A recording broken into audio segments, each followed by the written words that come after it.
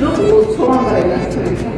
Енді бастау естерді осылай сөздер шығады, оқушы сол моментте тез оқу керек. Мына жерден үлкейтуге болады, если сіздерде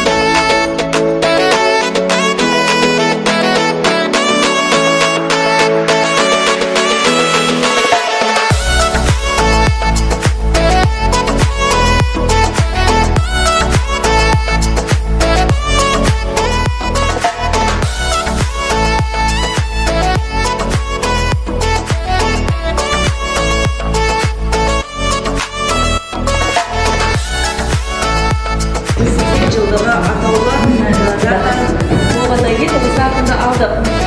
Мына QR-кодты өзіміз жасадық. Осы QR-кодты сотталарымызды алып, не болсақ та болады, ашсақ та болады. Емін ақтаман емек болады ма?